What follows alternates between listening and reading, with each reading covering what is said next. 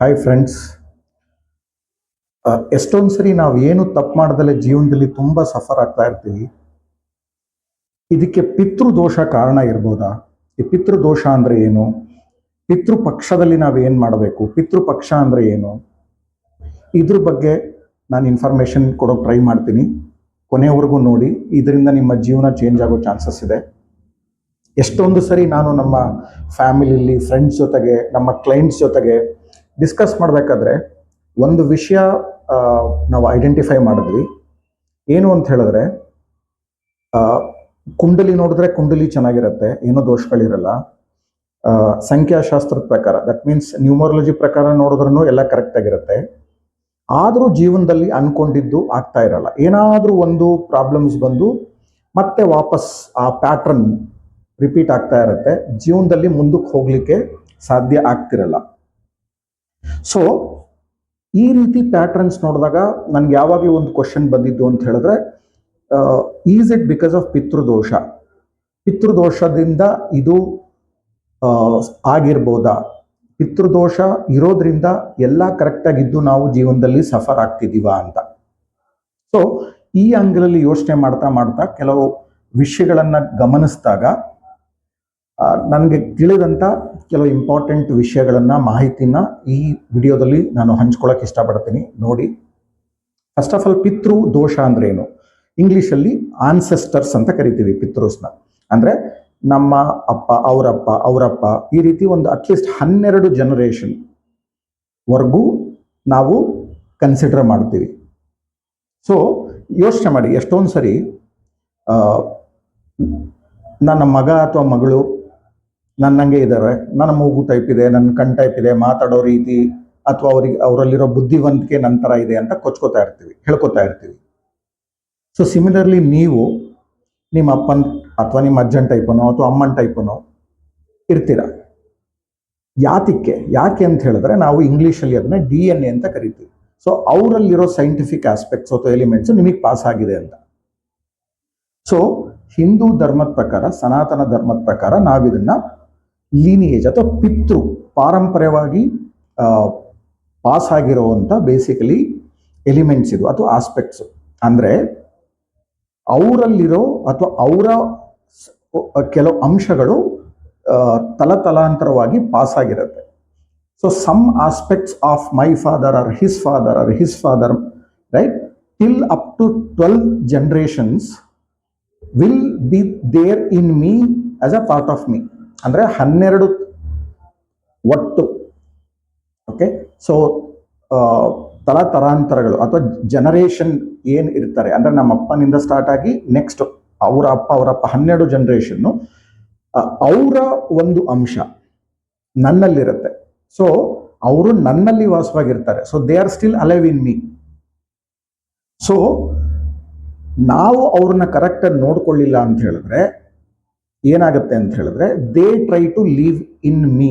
ಅಂದರೆ ಅವರು ನನ್ನಲ್ಲಿ ಎಕ್ಸ್ಪ್ರೆಸ್ ಮಾಡ್ತಾರೆ. So they become a part of my life and they start living their life in me ಅಂತ ಸುಮಾರು ಜನ ಹೇಳಿರೋದು. ಸೊ ಇದರಿಂದ ಏನಾಗುತ್ತೆ ಅಂತ ಹೇಳಿದ್ರೆ, I lose my own identity. ಈಗ ನಾನು ಈ ಜೀವನದಲ್ಲಿ ಏನು ಸಾಧಿಸ್ಬೇಕು, ಯಾವ ರೀತಿ ಬದುಕಬೇಕು ಅಂತ ಅನ್ಕೊಂಡು ಈ ಜೀವನಕ್ಕೆ ಬಂದಿದ್ದೀನಿ, ಆದರೂ ಒಂದು ಅಂಶ ಕಮ್ಮಿ ಆಗ್ತಾ ಹೋಗುತ್ತೆ. ಅವರು ನನ್ನ ಮೂಲಕ ಬದುಕಲಿಕ್ಕೆ ಟ್ರೈ ಮಾಡ್ತಾರೆ. ಸೊ ಇದರಿಂದ ಏನಾಗ್ಬೋದು ಅಂತ ಹೇಳಿದ್ರೆ, ಅವರಲ್ಲಿ ಇದ್ದಿದ್ದ ಪ್ಯಾಟ್ರನ್ಸು ನಮ್ಮಲ್ಲಿ ರಿಪೀಟ್ ಆಗೋ ಚಾನ್ಸ್ ಇರುತ್ತೆ. ಫಾರ್ ಎಕ್ಸಾಂಪಲ್, ಕೆಲವರಿಗೆ ಕಾರ್ ಓಡ್ಸಕ್ಕೆ ಭಯ ಇರುತ್ತೆ, ಕೆಲವರಿಗೆ ನೀರು ನೋಡಿದ್ರೆ ಭಯ ಆಗುತ್ತೆ, ಕೆಲವರಿಗೆ ಇನ್ನೊಂದು ಏನೋ ಇರುತ್ತೆ ಅಥವಾ ಇನ್ನೊಂದು ಏನೋ ಟ್ಯಾಲೆಂಟ್ ಇರುತ್ತೆ. ಎಲ್ಲಿಂದ ಬಂತು ಅಂತ ಹೇಳಿದ್ರೆ, ನಾ ಹೇಳಿದಾಗ ಈ 12 ಜನರೇಷನಲ್ಲಿ ಯಾರ ಮೂಲಕ ಆದರೂ ಬಂದಿರ್ಬೋದು. ಇಂಗ್ಲೀಷಲ್ಲಿ ಅನ್ಅಕಂಪ್ಲಿಷ್ಡ್ ಗೋಲ್ಸ್ ಅಂತ ಕರಿತೀವಿ. ಅವ್ರ ಜೀವನದಲ್ಲಿ ಏನಾದ್ರು ಸಾಧನೆ ಮಾಡೋದು ಅರ್ಧದಲ್ಲೇ ಉಳ್ಕೋತು ಅಂತ ಹೇಳಿದ್ರೆ ಮತ್ತೆ ನನ್ನಲ್ಲಿ ಅದನ್ನ ಕಂಪ್ಲೀಟ್ ಮಾಡಕ್ಕೆ ಟ್ರೈ ಮಾಡ್ತಾರೆ. ಸೊ ಇದರಿಂದ ಪಾಸಿಟಿವ್ ಇರ್ಬೋದು, ಬಟ್ ನಾವು ಅವ್ರನ್ನ ಕರೆಕ್ಟಾಗಿ ನೋಡ್ಕೊಳ್ಳಿಲ್ಲ ಅಂತ ಹೇಳಿದ್ರೆ ಇದು ನೆಗೆಟಿವ್ ಪ್ಯಾಟ್ರನ್ಸ್ ಆಗಿ ಕನ್ವರ್ಟ್ ಆಗಿ ನಮ್ಮ ಜೀವನದಲ್ಲಿ ನಾವು ತುಂಬ ಕಷ್ಟಪಡ್ತೀವಿ. ಸೊ ಅವಾಗಲೇ ಹೇಳಿದಾಗೆ ಎಲ್ಲ ಕರೆಕ್ಟ್ ಇದೆ, ಎಜುಕೇಷನ್ ಇದೆ, ರೈಟ್, ಅಂದರೆ ಕೆಲಸ ಇದೆ ಅಥವಾ ಬಿಸ್ನೆಸ್ ಮಾಡ್ತಿದ್ದೀವಿ, ಕಷ್ಟಪಡ್ತಿದ್ದೀವಿ, ಕುಂಡಲಿಲಿ ಪ್ರಾಬ್ಲಮ್ ಇಲ್ಲ, ಬೇರೆ ಆಸ್ಪೆಕ್ಟ್ಸಲ್ಲಿ ಪ್ರಾಬ್ಲಮ್ ಇಲ್ಲ, ಆದರೂ ಜೀವನದಲ್ಲಿ ಕಷ್ಟಪಡ್ತಿದ್ದೀವಿ. ಯಾಕೆ ಅಂತ ಹೇಳಿದ್ರೆ ಆ ಪಿತೃಗಳು ನನ್ನಲ್ಲಿದ್ದು ನನಗೆ ಕಷ್ಟ ಯಾಕೆ ಕೊಡ್ತಿದ್ದಾರೆ ಅಂತ ಹೇಳಿದ್ರೆ ಅವ್ರ ಜೀವನದಲ್ಲಿ ಏನು ಸಾಧಿಸಬೇಕಾಗಿತ್ತು ಅದು ಕಂಪ್ಲೀಟ್ ಆಗಿಲ್ಲ, ಅಥವಾ ಅವರಲ್ಲಿ ಏನು ಪ್ಯಾಟರ್ನ್ ಇತ್ತು ಆ ಪ್ಯಾಟರ್ನ್ ನನ್ನಲ್ಲಿ ಕಂಟಿನ್ಯೂ ಆಗ್ತಿದೆ. ಅವರಲ್ಲಿ ಫಾರ್ ಎಕ್ಸಾಂಪಲ್ ಸ್ಟ್ರಗಲ್ ಇದ್ರೆ ಆ ಸ್ಟ್ರಗಲ್ ನನ್ನಲ್ಲಿ ಕಂಟಿನ್ಯೂ ಆಗುತ್ತೆ. ಸೊ ಇದು ತುಂಬ ಇಂಪಾರ್ಟೆಂಟ್. ಸೊ ನೀವು ದೇವ್ರಿಗೆ ಪೂಜೆ ಮಾಡೋದು ಬೇರೆ ಎಲ್ಲ ಬೇರೆ, ಬಟ್ ಸ್ವಂತ ತಂದೆ ತಾಯಿ ಅಥವಾ ಅವರ ತಂದೆ ತಾಯಿನ ಹೇಳಿದಾಗೆ 12 ಜನರೇಷನ್ನು ಬೇಸಿಕಲಿ ದೇವರು. ಯಾಕಂದ್ರೆ ಇವತ್ತು ನನಗೆ ದೇಹ, ನನ್ನ ಮನಸ್ಸು, ನನ್ನ ಬುದ್ಧಿ ಏನಿದೆ ಅದೆಲ್ಲ ಅವ್ರ ಮೂಲಕ ಬಂದಿರೋವಂಥದ್ದು. ಸೊ ಅವರು ನಾವು ಸರಿಯಾಗಿ ನೋಡ್ಕೊಂಡಿಲ್ಲ, ಅವ್ರು ಇವಾಗ ಇಲ್ಲ, ಬಟ್ ಕೊನೆಗಾಲದಲ್ಲಿ ಅವ್ರು ನಾವು ಸರಿಯಾಗಿ ನೋಡ್ಕೊಂಡಿಲ್ಲ, ನಮ್ಮ ಮೇಲೆ ಅವರಿಗೆ ಸಿಟ್ಟು ಅಥವಾ ಬೇರೆ ಏನಾದ್ರು ಅಸಮಾಧಾನ ಇತ್ತು ಅಥವಾ ಈಗಲೂ ಇದೆ ಅಂತ ಅನ್ಸಿದ್ರೆ ಅವರು, ನಾ ಹೇಳಿದಾಗೆ ನಮ್ಮ ಜೀವನದಲ್ಲಿ ನಮ್ಮ ಒಳಗಡೆ ಇದ್ದು ಒಂದು ಅಂಶವಾಗಿ ಕಷ್ಟ ಕೊಡೋ ಚಾನ್ಸಸ್ ಇರುತ್ತೆ. ಹಾಗಾಗಿ ಪಿತೃದೋಷ ನಿವಾರಣೆ ತುಂಬಾ ಇಂಪಾರ್ಟೆಂಟ್. ಈಗ ಪಿತೃಪಕ್ಷದ ಬಗ್ಗೆ ಮಾತಾಡೋಣ. ಹಿಂದೂ ಧರ್ಮದಲ್ಲಿ ಪ್ರತಿ ಒಂದು ಕಾರ್ಯ ಮಾಡಲಿಕ್ಕೂ ಅದಕ್ಕೆ ತನ್ನದೇ ಆದ ಒಂದು time, there is a period. So ಈಗ ಬರುವಂತ ಸೆಪ್ಟೆಂಬರ್ 7ರಿಂದ ಸೆಪ್ಟೆಂಬರ್ 21 ಹುಣ್ಣಿಮೆಯಿಂದ ಸ್ಟಾರ್ಟ್ ಆಗಿ ಮಹಾಲಯ ಅಮಾವಾಸ್ಯೆಗೆ ಎಂಡ್ ಆಗುತ್ತೆ. ಈ 15-16 ದಿನ ಏನಿದೆ ಇದು ನಮಗೆ ಪಿತೃಪಕ್ಷ, ರೈಟ್? ಇಲ್ಲಿ ಅಥವಾ ಈ ಒಂದು 15-16 ದಿನದಲ್ಲಿ ನಾವು ಒಳ್ಳೆ ಕಾರ್ಯ ಮಾಡಲಿಕ್ಕಿಲ್ಲ. ಅಂದರೆ ಈ ಟೈಮಲ್ಲಿ ಮದುವೆ, ಮುಂಜಿ ಅಥವಾ ಏನು ಒಳ್ಳೆ ಕಾರ್ಯ ಮಾಡೋ ಹಾಗಿಲ್ಲ. ಇದನ್ನ ನಾವು ನೆಗೆಟಿವ್ ಟೈಮ್ ಅಂತಾನೆ ಕರಿತೀವಿ. ಹಾಗಾಗಿ ನೀವು ಡೀಲರ್ಶಿಪ್ಗೆ ಹೋದ್ರೆ ಆಟೋಮೊಬೈಲ್ ಸೇಲ್ಸ್ ಇರಲ್ಲ, ಡೆಲಿವರೀಸ್ ತಗೊಳ್ಳಲ್ಲ, ಯಾರು ಬಂಗಾರ ತಗೊಳ್ಳಲ್ಲ, ಮದುವೆ ಮುಂಜಿ ಏನೂ ಮಾಡಲ್ಲ, ಚೌಟ್ರೀಸ್ ಎಲ್ಲ ಖಾಲಿ ಇರುತ್ತೆ. ಸೊ ಯಾತಕ್ಕೆ ಅಂತ ಹೇಳಿದ್ರೆ ಈ ಒಂದು 15-16 ದಿನದ ಏನು ಟೈಮ್ ಇದೆ ಪಿತೃಪಕ್ಷ, ಈ ಟೈಮಲ್ಲಿ ನಾವು ಪಿತೃಗಳಿಗೆ ನಮ್ಮ ಕೃತಜ್ಞತೆ ಎಕ್ಸ್ಪ್ರೆಸ್ ಮಾಡುವಂಥ ಟೈಮು, ಅವರಿಗೆ ಊಟ ಹಾಕುವಂಥ time. So we have to express gratitude. ಯಾಕೆ ಅಂತ ಹೇಳಿದ್ರೆ ನಿಮ್ಗೆ ಗೊತ್ತಿರೋ ಹಾಗೆ ನಾವು ನಮ್ಮ ದೇಹ, ನಮ್ಮ ಮನಸ್ಸು, ನಾ ಹೇಳಿದಾಗ ನಮ್ಮಲ್ಲಿರೋ ಬುದ್ಧಿ ಪ್ರತಿಯೊಂದು ಅವ್ರ ಮೂಲಕ ಬಂದಿರೋವಂಥದ್ದು. So we have to first express gratitude. So I am here because of all of you. So ಈ ಒಂದು ಟೈಮಲ್ಲಿ ನಾವು ಫಸ್ಟ್ ಎಕ್ಸ್ಪ್ರೆಸ್ ಮಾಡಬೇಕಾಗಿರೋದು ಗ್ರಾಟಿಟ್ಯೂಡ್, ಕೃತಜ್ಞತೆ. ಎರಡನೇದು ಅವ್ರಿಗೆ ಊಟ ಹಾಕಬೇಕು, ಯಾಕಂದ್ರೆ ಅವರು ಸಟಲ್ ಫಾರ್ಮಲ್ಲಿ ಇರ್ತಾರೆ. ಸೊ ಪ್ರತಿ ವರ್ಷ ನಾವೇನು ಶ್ರಾದ್ದ ಮಾಡ್ತೀವಿ ಆ ಟೈಮಲ್ಲಿ ಅದು ಬೇರೆ, ಬಟ್ ಪಿತೃಪಕ್ಷದಲ್ಲಿ ಅವರಿಗೆ ಅವ್ರನ್ನ ಕರೆದು ಊಟ ಹಾಕೋದು. ಕರೆದು ಊಟ ಅಂತ ಹೇಳಿದ್ರೆ ನೀವು ಹೋಟ್ಲಲ್ಲಿ ಕರೆದು ಊಟ ಹಾಕ್ಲಿಕ್ಕಾಗಲ್ಲ, ಅದಕ್ಕೆ ತನ್ನದೇ ಆದ ಕ್ರಿಯಾಕರ್ಮಗಳಿದೆ.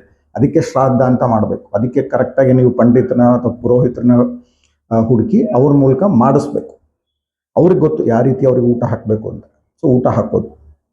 ಮೂರನೇದು, ಸಪೋಸ್ ನಿಮ್ಗೆ ಆಗಲಿಲ್ಲ ಅಂತ ಹೇಳಿದ್ರೆ ಅಟ್ಲೀಸ್ಟ್ ಈ ಟೈಮಲ್ಲಿ ಆದಷ್ಟು ಭಜನೆ, ಮೆಡಿಟೇಷನ್ನು ಅಥವಾ ಗೋವುಗಳಿಗೆ ದಾನ ಕೊಡುವಂಥದ್ದು, ಬಡವರಿಗೆ ಅಥವಾ ವೃದ್ಧಾಶ್ರಮದಲ್ಲಿ ಬೇರೆ ಅದಕ್ಕೆ ಊಟ ಹಾಕುವಂಥದ್ದು. ಸೊ ಈ ರೀತಿ ನೀವು 15 ದಿನ ಶ್ರದ್ಧೆಯಿಂದ ಪಿತೃ ಕಾರ್ಯ ಮಾಡಿ ಅವ್ರಿಗೆ ಊಟ ಹಾಕಿ ಅವ್ರಿಗೆ ಕೃತಜ್ಞತೆ ಹೇಳಿ, ನಾ ಹೇಳಿದಾಗೆ ಗೋಶಾಲೆಯಲ್ಲಿ ದನಗಳಿಗೆ ಅಥವಾ ಬೇರೆ ಬೇರೆ ಪಶು ಪಕ್ಷಿಗಳಿಗೆ ಊಟ ಹಾಕೋದ್ರಿಂದ ನಿಮ್ಮಲ್ಲಿ ಏನಾದರೂ ಪಿತೃದೋಷ ಇದ್ದರೆ chances are very very high. ಯಾಕೆ ಅಂತ ಹೇಳಿದ್ರೆ ನಾವು ಪಿತೃ ಕಾರ್ಯ ಮಾಡ್ತಾನೆ ಇಲ್ಲ. ಒಂದು ಕಾಲದಲ್ಲಿ ಪ್ರತಿ ವರ್ಷನೂ ಪಿತೃಪಕ್ಷದಲ್ಲಿ ನಾವು ಪಿತೃಕಾರ್ಯ ಮಾಡ್ತಿದ್ದಂಥ ನಮ್ಮ ಒಂದು ಪದ್ಧತಿ ಇತ್ತು ನಮ್ಮಲ್ಲಿ. But last 1000 years because of Mughals, British ಅದೆಲ್ಲ ಮರೆತು ಬಿಟ್ಟಿದ್ವಿ. ಅದರಿಂದನೇ ನಮಗೆ ಪಿತೃದೋಷ ಪ್ರತಿಯೊಬ್ಬರಲ್ಲೂ ಇರುತ್ತೆ. ಹಾಗಾಗಿ ಎಲ್ಲ ಇದ್ಕೊಂಡು ಕಷ್ಟಪಡ್ತಿರ್ತೀವಿ. ಸೊ ಪಿತೃದೋಷ ಇರೋದು ಆಲ್ಮೋಸ್ಟ್ ಗ್ಯಾರಂಟಿ, ಬಟ್ ಎಷ್ಟರ ಮಟ್ಟಿಗಿದೆ ಅನ್ನೋದನ್ನ ಹೇಳೋದು ಕಷ್ಟ. ಹಾಗಾಗಿ ಈಗ ಬರೋ ಸೆಪ್ಟೆಂಬರ್ 7ರಿಂದ ಸೆಪ್ಟೆಂಬರ್ 21 ಎಷ್ಟಾಗುತ್ತೋ ಅಷ್ಟು, ನಾ ಹೇಳಿದಾಗ ತುಂಬ ಸಿಂಪಲ್ಲು. ಆಯಿತೋ ಶ್ರಾದ್ದ ಮಾಡಿ ಅವ್ರಿಗೆ ಊಟ ಹಾಕಿ, ಇಲ್ಲ ಅಂದರೆ ಅಟ್ಲೀಸ್ಟ್ ಬೆಳಿಗ್ಗೆ ಎದ್ದು 10 ನಿಮಿಷ ಅವರು ನೆನೆಸ್ಕೊಂಡು ಅವರಿಗೆ ಕೃತಜ್ಞತೆ ಎಕ್ಸ್ಪ್ರೆಸ್ ಮಾಡಿ, ಅಥವಾ ನಿಮ್ಮ ಸುತ್ತಮುತ್ತ ಯಾವ ದೇವಸ್ಥಾನದಲ್ಲಿ ಅಥವಾ ಗೋಶಾಲೆಯಲ್ಲಿ ಗೋವುಗಳಿದ್ರೆ ಹೋಗಿ ಊಟ ಹಾಕಿ, ರೈಟ್? ಸೊ ಅಟ್ಲೀಸ್ಟ್ ಒಂದು 10-15 ಮಿನಿಟ್ಸು ಡೈಲಿ ಮೆಡಿಟೇಷನ್ ಮಾಡಿ. ಆದಷ್ಟು ನಾನ್ ವೆಜ್ಜು ಈ 15 ದಿನ ಅವಾಯ್ಡ್ ಮಾಡಿ. ಸೊ ದೇವಸ್ಥಾನಗಳಲ್ಲಿ ನಾ ಹೇಳಿದಾಗೆ ಈ ಟೈಮಲ್ಲಿ ಪಾಸಿಟಿವ್ ಏನೂ ಮಾಡಲ್ಲ. ಸೊ ಮದುವೆ ಮುಂಜಿ ಏನೂ ಮಾಡೋಕ್ಕೆ ಹೋಗಬೇಡಿ. ಬಂಗಾರ ಪರ್ಚೇಸ್ ಮಾಡುವಂಥದ್ದು ಅಥವಾ ವೆಹಿಕಲ್ಸ್ ಪರ್ಚೇಸ್ ಮಾಡುವಂಥದ್ದು, ಪ್ರಾಪರ್ಟಿ ಪರ್ಚೇಸ್ ಮಾಡುವಂಥದ್ದು, ಆದಷ್ಟು ಪಾಸಿಟಿವ್ ಸೆಲೆಬ್ರೇಷನ್ಸು ಅಥವಾ ಕಾರ್ಯಗಳನ್ನು ಮಾಡೋಕ್ಕೆ ಹೋಗಬೇಡಿ. ಸೊ ಏನಕ್ಕೆ ಹೇಳ್ತಾ ಇದ್ದೀನಿ, ನಾ ಹೇಳಿದಾಗೆ ಎಷ್ಟೊಂದು ಜನ ಕ್ಲೈಂಟ್ಸು ನನಗೆ ಎಲ್ಲ ಇದ್ದು ಏನಕ್ಕೆ ಮುಂದಕ್ಕೆ ಹೋಗ್ತಿಲ್ಲ ಅಂತ ಕೇಳ್ತಾ ಇರ್ತಾರೆ. ನಾವು ಹೇಳಿರ್ತೀನಿ, ಸೊ ಬಟ್ ಅದನ್ನ ಏನು ಮಾಡಬೇಕು ಅಂತ ಹೇಳೋಕ್ಕೆ ಅವಕಾಶ ಸಿಕ್ತಿರ್ಲಿಲ್ಲ. ಸೊ ಈ ವಿಡಿಯೋದಲ್ಲಿ ನಾನು ಬರೀ ನನ್ನ ಕ್ಲೈಂಟ್ಸ್ಗೆಲ್ಲ, ನನ್ನ ಪ್ರತಿಯೊಬ್ಬರಿಗೂ ಫಾಲೋವರ್ಸ್ಗೂ ಹೇಳೋದಿಷ್ಟೇ, ಈ 15 ದಿನ ಡೈಲಿ ಒಂದು 10-15 ನಿಮಿಷ ಬೆಳಿಗ್ಗೆ ಹೇಳಿದ್ ಮಾಡೋದ್ರಿಂದ ನಿಮಗೆ ತುಂಬ ಪಾಸಿಟಿವ್ ರಿಸಲ್ಟ್ಸ್ ಸಿಗುತ್ತೆ. ಸೊ ನಾ ಹೇಳಿದಾಗೆ ನಿಮ್ಮಲ್ಲಿ ನಿಮ್ಮ ಪಿತೃಗಳು ಇರ್ತಾರೆ, ಅವರು ನಿಮ್ಮ ಮೂಲಕ ಎಕ್ಸ್ಪ್ರೆಸ್ ಮಾಡ್ತಿರ್ತಾರೆ. ಸೊ ಅವ್ರನ್ನ ಸ್ವಲ್ಪ ದೂರ ಏನಾಗುತ್ತೆ ಅಂತ ಹೇಳಿದ್ರೆ ನಮ್ಮ ಜೀವನದಲ್ಲಿ ನಾವು ಮುಂದಕ್ಕೆ ಹೋಗ್ಬೋದು. ಜೊತೆಗೆ ಅವ್ರಿಗೆ ಏನಾದರೂ ನಾವು ಗೊತ್ತಿದ್ದು ಅಥವಾ ಗೊತ್ತಿಲ್ಲದಲ್ಲೇ ಕೊನೆಗಾಲದಲ್ಲಿ ತೊಂದರೆ ಕೊಟ್ಟು ಅವರ ಮನಸ್ಸಿಗೆ ನೋವು ಮಾಡಿದರೆ ಇದು ಒಂದು ಅವಕಾಶ. ಸೊ ಇಷ್ಟು ಮಾಡಿ ದೇವರು ಒಳ್ಳೇದು ಮಾಡಲಿ. ಸೊ ಈ ಅಪಾರ್ಚುನಿಟಿನ ಮಿಸ್ ಮಾಡ್ಕೋಬೇಡಿ. ಸೊ ನಾನು ಹೇಳಿದಾಗೆ ಸೆಪ್ಟೆಂಬರ್ 7ಕ್ಕೆ ಸ್ಟಾರ್ಟ್ ಆಗುತ್ತೆ, ಸೆಪ್ಟೆಂಬರ್ 21ಕ್ಕೆ ಮುಗಿಯುತ್ತೆ. ಸೊ ಈ ಒಂದು ಪಿತೃಪಕ್ಷದಲ್ಲಿ ಪಿತೃ ಕಾರ್ಯಗಳನ್ನು ಮಾಡಿ ಪಿತೃದೋಷದಿಂದ ಮುಕ್ತಿ ಹೊಂದಿ ಜೀವನದಲ್ಲಿ ಮುಂದಕ್ಕೆ ಹೋಗಿ.